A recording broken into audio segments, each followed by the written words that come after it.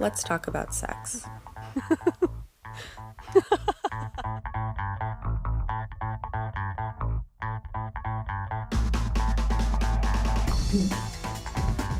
Hi guys, welcome again to yet another episode of Sexpression. I'm Shakun, the founder of Tickle.live, and as usual, I have somebody amazing. I have Jennifer Love with me, who is the founder of Sex Love Therapy. And today we are going to be talking about something which is very interesting and something which people keep on asking me, that what do you mean by sex positivity? So before I give my inputs, I think the best person to talk about it would be Jennifer because that's what she's been doing. So hi Jennifer, how are you? I'm good. How are you? I'm good as well. So what's Good. happening? How's life? How's everything? Life is good. I currently live in Austin, Texas, and we are actually in a water crisis. So they're trying to filter our water and clean it and get it to where we can actually consume it at normal levels again. So it's been kind of an interesting situation going on here. But otherwise, work is good, life is good, and I'm happy to be here. Yeah. So, Yeah. so as you know that today our topic is about sex positivity. So, hmm something very interesting happened. Few days back, I had posted on Twitter from my own personal account that if I can get in touch with people who believe in sex positivity. And the funny thing is, more than people talking about, hey, I would like to talk about it, there were people who wanted to know more about it. They were like, what do you mean by sex positivity? What kind of a term is it? Are you talking about sex? Are you talking about, some kind of meditation? So I think that's how we should start. What exactly is sex positivity? Yeah. So I think it's a great question and it's a great place to start. So, my definition of sex positivity has 4 points. It's pleasure based, it's responsibility, it's diversity and inclusion. So, what I mean by all that is sex positivity is a state of being. It's a way that we align with our values and beliefs and how we express that through different layers of sexuality. And so there's a lot of misconceptions about what sex positivity is, as well as what sex negativity is, because sex negative culture is a thing. And so I kind of want to just talk about how sex positivity it comes from a place of empowerment and a place of honesty and communication. So it's pleasure based. We want to make sure that we're in tune with what feels good to us, what feels right for our bodies, what doesn't feel right for our bodies, and honoring those things that don't feel comfortable. Um, it's also being responsible with ourselves. So consent is a huge piece of sex positivity, as well as diversity and inclusion. And what I mean by that is in sex positivity, we honor that there's a variety of ways that people express themselves. And we don't necessarily want to shame or pathologize certain things that people do or enjoy. Also, it's important to embrace that there is diversity. So we have different body types, we have different levels of what turns us on, different levels of desire. Um, and so it's just important to honor that sex positivity is a multifaceted movement. That's what people are calling it, a movement. But in the therapeutic world, I really see sex positivity is a way of taking better care of ourselves from a place of communication, honesty, and trust. My nephew, a few days back, he just came over and randomly said something which is very interesting, and I had no answer. His question was that, don't you think that people are just so open now and they're just talking about sex? They're just trying to, be standing on top of a mountain and shouting that, oh, I like sex. I am not worried about what people think. And his question was, is it right? Because some people would like to keep it to themselves. So, Mhm. what do you think? Like, what should have been the right answer when he was asking such question? Yeah, so that's one of the main misconceptions about sex positivity is that people are out here having all kinds of sex and they're kind of wilding out all over the place. And that can be a perception of sex positivity, but really at its core is it's helping people to make decisions about their body from an informed place. So if someone is more reserved and they feel like sexuality or talking about taboo topics around sex should be private, that a woman's body should be covered up, everyone's entitled to their opinion and everyone's entitled to how they want to express themselves or talk about these topics. But at the core of it is this something that aligns with your beliefs and values and works for you without necessarily shaming somebody else because their particular way of life doesn't work for you? And so to answer the question, I would say, well, everyone has a way of how they want to express themselves. If people are a lot more open about talking about sexuality, then that's their prerogative. And you should accept it. And you should just accept it. You can accept it, yes, but there is, I know, that fine line where it's like, well, no one wants to hear that. But some people can just set boundaries on what they want to be exposed to by changing their filters or surrounding themselves with people who might align more with how they want to express themselves.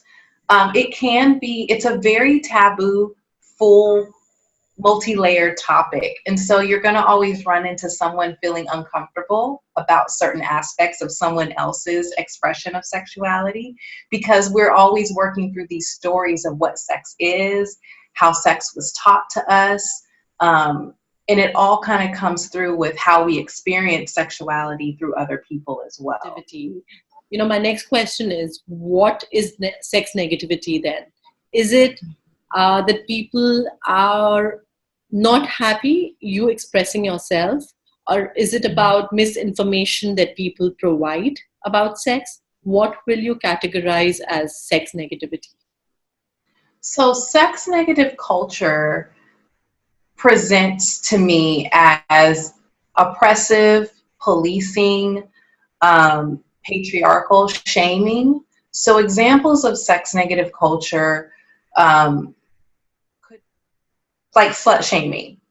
There is this back and forth narrative that the way a woman dresses or how she expresses herself and her sexuality, if she's more open about it, and if it appears to be more on like a risque, presentation, then she's slut shamed. And all slut shaming is someone projecting their own stuff onto someone else, like their own issues with sexuality and how it should be expressed, is a version of sex negative culture.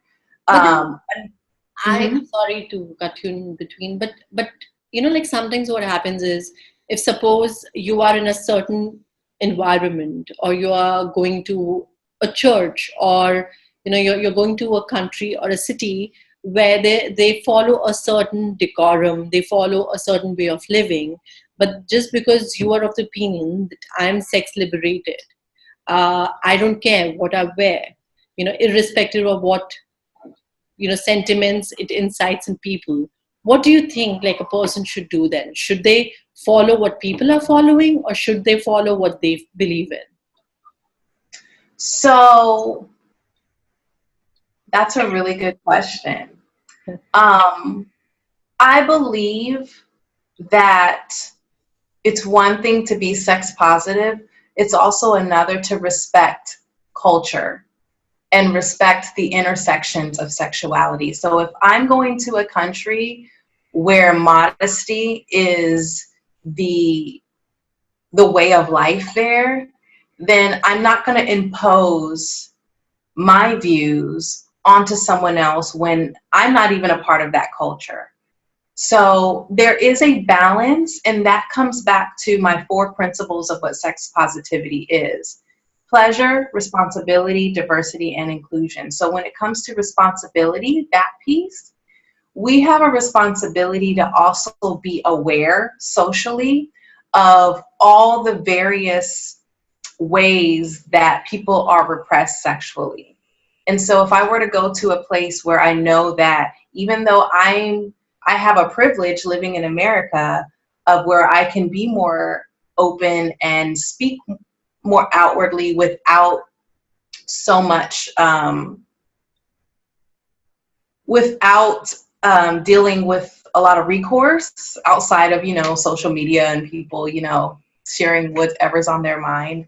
That's a privilege I carry, but I have to also be socially aware and acknowledge that not everyone else has that story, has those narratives. Not everyone else has that opportunity to be, quote unquote, sex positive and be able to have healthy dialogues around bodies and sexuality and expression and identity and all these things that come with sexuality.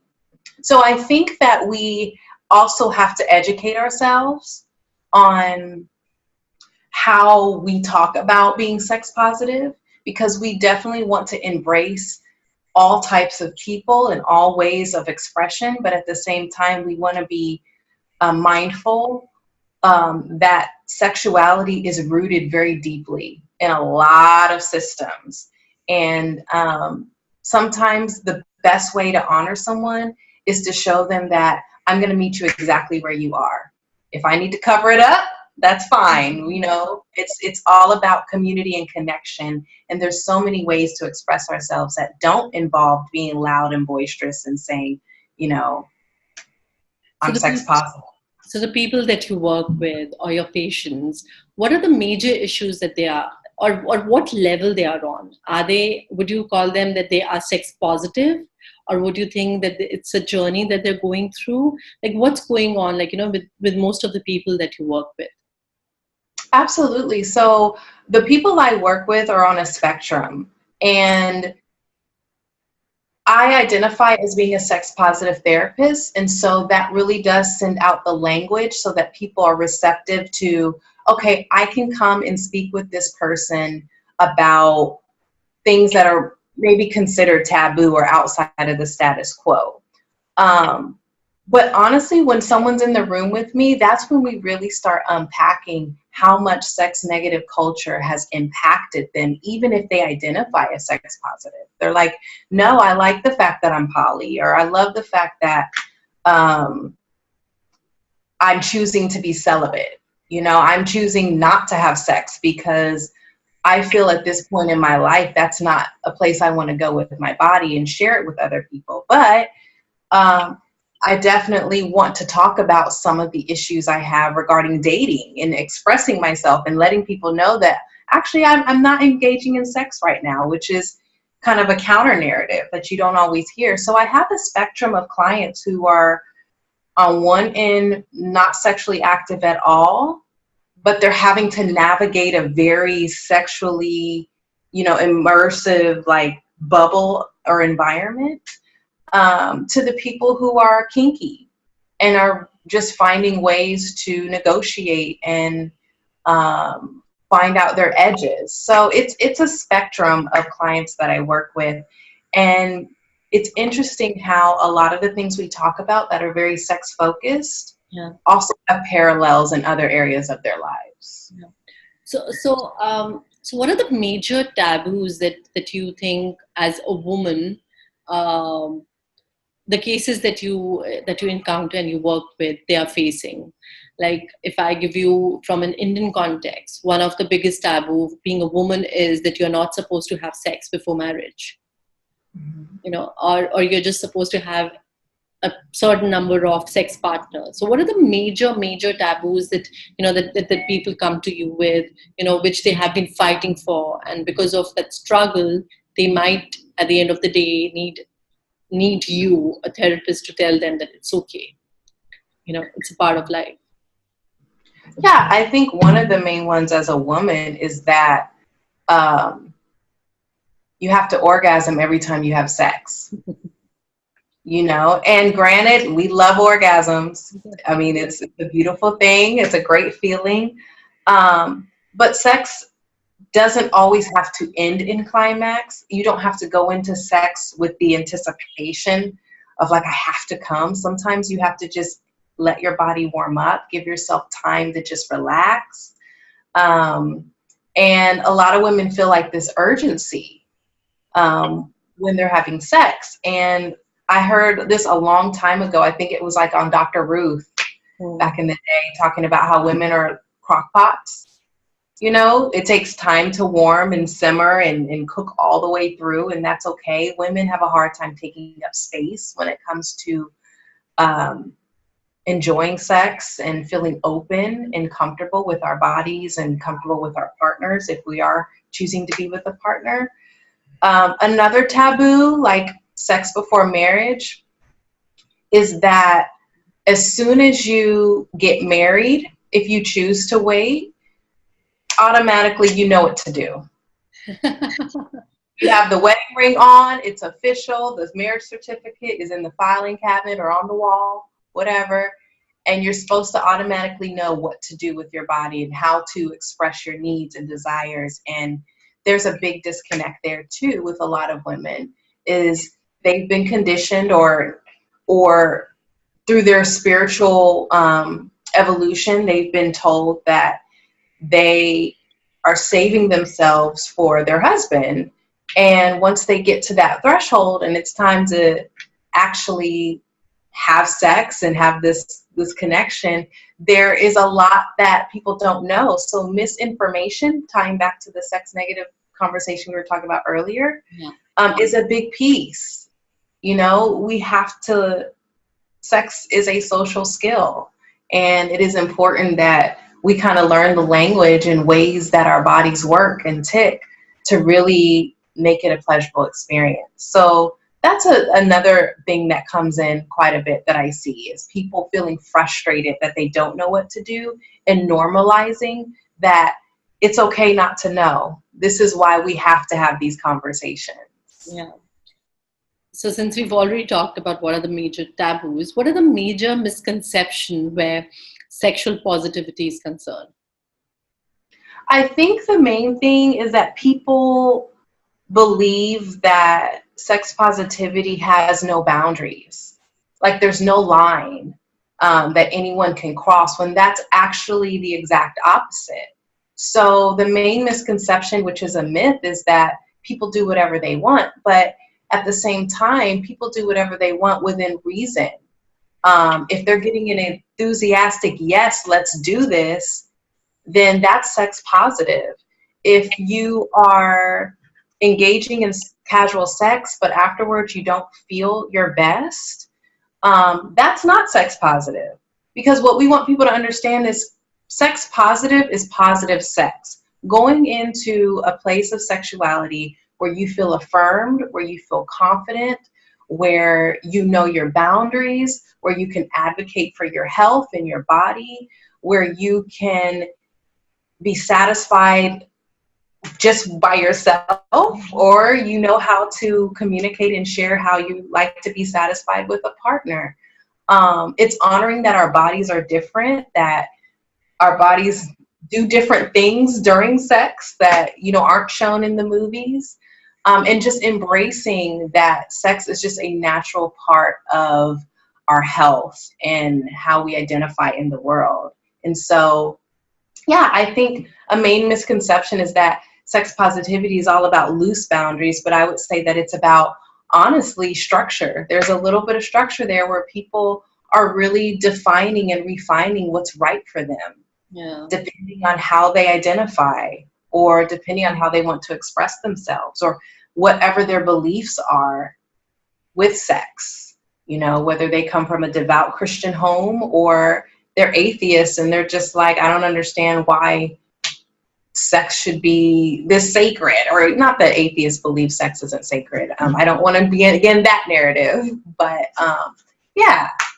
So I just kind of wanted to, that's an example of that. Okay, I want to ask you a very personal question. What was the biggest misconception that you had before you decided that this was the field that you wanted to take up?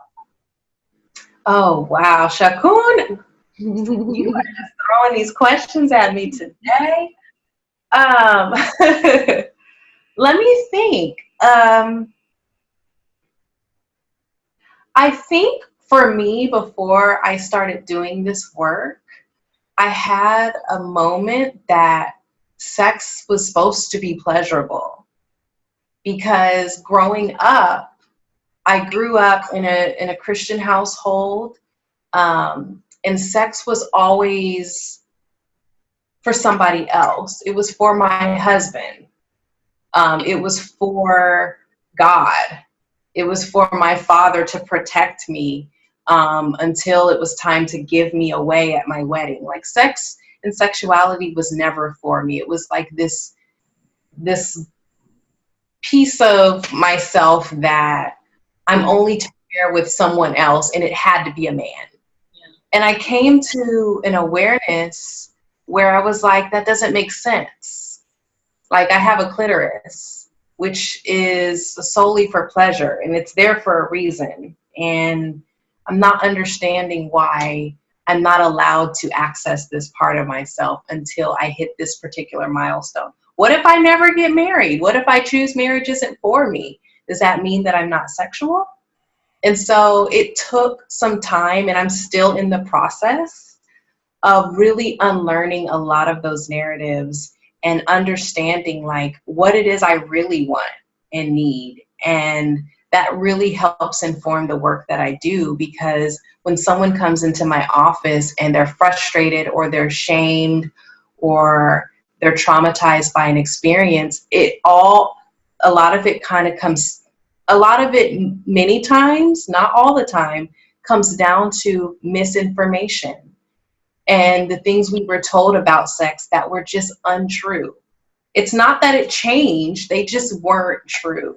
And so that really is what informs my work now. And that was my breakthrough moment when I was just like, this doesn't make sense. Like, everything isn't binary. There's no way, you know. I have to tell you about a friend of mine. He has been called out under the Me Too movement.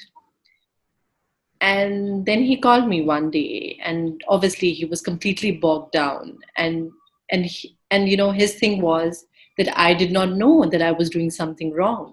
I did not know whether, you know, a woman just going out with me, hanging out with me meant that she was not ready to, you know, to be taken to bed with.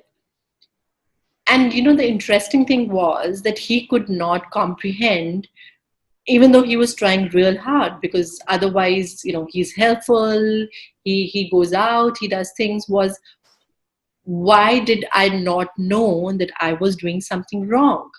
Why did nobody teach me that, you know, you're not supposed to do this? If a woman says this, this is what it means. Or else, you know, when you're reading about stuff, what does those things mean? Because, you know, sometimes even the memes that we read or even the jokes that we get, they're all girlfriend centric, or they will be like, you know, or boyfriend centric. So my question was, if right now we are talking about sex positivity and somebody wants to know more, somebody wants to understand whether they are able to accept it in their own lives, or are they able to accept in others' life, what are the kind of resources that they should go for? Yeah, awesome question. So the good news is there's a lot of really comprehensive fact-based information out there.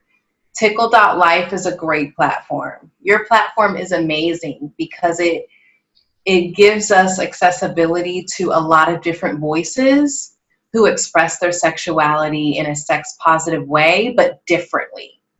And so sex positivity is really about meeting yourself where you are when it comes to your sexuality. And Tickle.life is a great place to start. My platform, Sex Love Therapy, is really all about taking better care of our mental health and our sexual health and how it's combined. If you're in an area like in the States that you have a local Planned Parenthood, There are health educators who get trained, and they get great training in fact-based comprehensive sex education. There are sex educators and people across social media who provide a lot of really good information. And I think what would be a good helpful resource for this person is just to collaborate with you and create a resource page where they can actually go to actual vetted organizations that can provide them with the information they need to really start delving into what sex positivity is and what it means for them and where they are in their journey. Also, reaching out to a therapist or a sexual health professional is really a great way to talk to someone and maybe have a one-on-one dialogue about things that are a lot more personal or private, if they have access to that, to really help people work through or start learning more about sexual health and how to take better care of their bodies, as well as taking care of the loved ones in their lives. Yeah. And don't you think that it's very important that, it should become an integral part of your schooling about sex positivity? And by sex positivity, I don't just mean that, teaching kids about your body parts, but actually telling them what makes sense and what does not make sense in the real environment, real universe.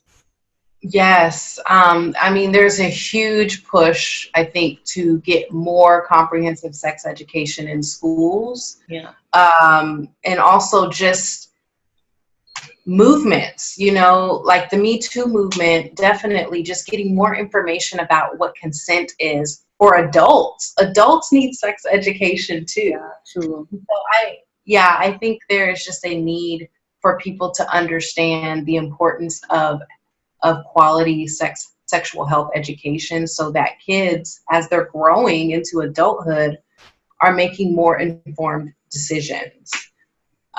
And we're not having to talk about sex negativity nearly as much. Yeah, true. But I think it's also a very long journey, and we've just started talking about it. But hopefully in next 20, 30 years, we will see the difference, and we will see that people are more open. They're proud, and they can just go out and say, hey, I'm sex positive. You want to talk? I'm here. Yeah, like having safe spaces. Yeah. Because we realize not everyone is able to really have these conversations. And so I think having more safe spaces for people to explore this part of themselves and get the education and resources they need is key. And people are welcome to DM me at Sex Love Therapy if they have questions or they need resources. And I'd be more than happy to reach out to my network if I'm not sure how to answer their question, so that they get what they need, so they are being empowered to actually take better care of themselves. So guys, if you have questions, you know where you're supposed to go. Just DM her. And if suppose you think that you're not able to get her, you can drop an email to us, and we will make it a point that we connect you to Jennifer. And she's amazing, trust me. So Jennifer, since we've we should wrap up today's episode. So do we have any parting words about sex positivity, or what people should be really doing in their life? Actually, more than telling them what they should be, it would be amazing if we can just tell them what not to do.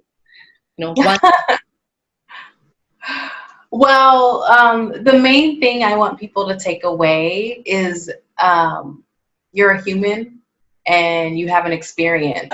Right.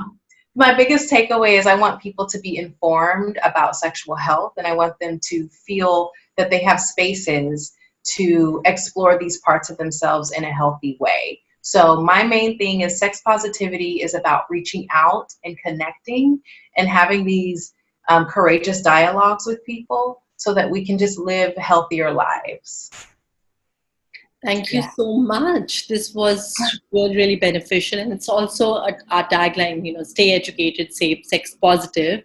So thank you guys for listening to us and watching us. And if you have any questions, you can always connect with us, and we will be there to answer them. Jennifer is there. I am there. We have so many people. It's a crazy community that we are creating. And in case you have not downloaded the iOS application yet, please go on to the iOS store and download Tickle, Tickle .life. So see you soon next time. Bye bye. Bye, Jennifer. Bye.